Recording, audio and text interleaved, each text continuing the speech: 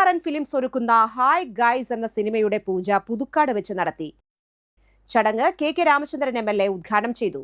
ചിത്രത്തിന്റെ നിർമ്മാതാവ് ജോസഫ് തൃക്കൂക്കാരൻ അധ്യക്ഷനായി. ഫാദർ പോൾ തേക്കാനത്ത് ഭദ്രദീപം കൊളുത്തി. ജില്ലാ panchayat president VS Prince, Kodakara block panchayat president KM Chandran, Puthukkad panchayat president KM Baburaj, Kodakara block panchayat അംഗം അൽജോ പുളിക്കൻ, പഞ്ചായത്ത് സ്ഥിരം സമിതി അധ്യക്ഷൻ സെബി കുടിയൻ, സിനിമാ താരം ടിനി ടോം, വിവിധ രാഷ്ട്രീയ കക്ഷി പ്രതിനിധികളായ MA ഫ്രാൻസിസ്, രാജു തളിയപ്പറമ്പിൽ, VR രബീഷ്, അരുൺകുമാർ പന്തല്ലൂർ, കേരള വ്യാപാരി വ്യവസായി ഏകോപന സമിതി unit president NR Joshi, Y's Men International Thrissur district governor Vijayakumar Puthukkattil, Aju Thomas Koodali, Karinkali fame Sreekumar Nandikkara എന്നിവർ സന്നിഹിതരായി.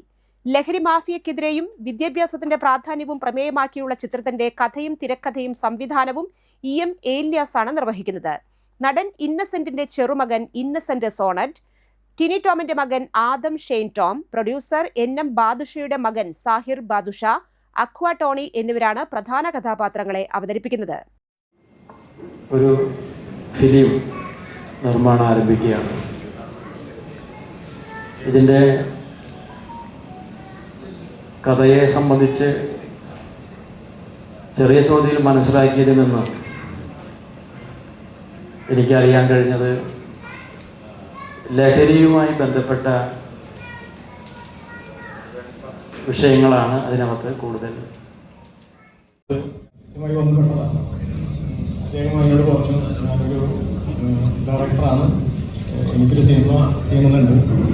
ഞാൻ ചോദിച്ചു, എൻ്റെ കഥ കാര്യങ്ങളൊക്കെ ഒന്ന് പറയുകയാണെങ്കിൽ ഞാൻ നോക്കാമെന്ന് പറഞ്ഞു. പറഞ്ഞത് എന്താണെന്ന് വെച്ചാൽ, നമ്മുടെ മയക്കുമരുന്നിനെതിരായിട്ടുള്ള ഒരു സംഭവമാണ്. അതുപോലെ തന്നെ പഠിക്കാത്ത കുട്ടികളെ പഠിപ്പിക്കേണ്ട ഒരു സംഭവം കൂടി പറഞ്ഞു. എനിക്കത് എന്തായാലും താല്പര്യം തോന്നി. വേറൊന്നുകൊണ്ടല്ല, ഈ തലമുറയിലെ വഴിതിരിച്ചുകൊണ്ടിരിക്കുന്ന ഈ മഹാവിപത്തിനെ തുടച്ചു മാറ്റേണ്ടത് നമ്മുടെ ഈ നാടിൻ്റെ ആവശ്യമാണ്. അതുകൊണ്ട് എനിക്കത്ര വലിയ പരിചയമോ ഒന്നുമില്ല, സിനിമ പിടിച്ചോ. എന്നാലും എനിക്ക് ആ ഒരു തീം ഇഷ്ടപ്പെട്ടുകൊണ്ടാണ് ഞാൻ ഈ റിസ്ക് എടുക്കാൻ തയ്യാറായത്. അപ്പോൾ നടന്നുകൊണ്ടിരിക്കുന്നത് നമുക്കെല്ലാവർക്കും അറിയാം. കോളേജുകളിലായാലും അപ്പോൾ ഗവൺമെൻറ് അതിനെ വെച്ചിട്ട് വളരെ ശക്തമായ രീതിയിൽ വേണ്ടിയിട്ട് ഓടി നടക്കുന്നു. പക്ഷെ അധികം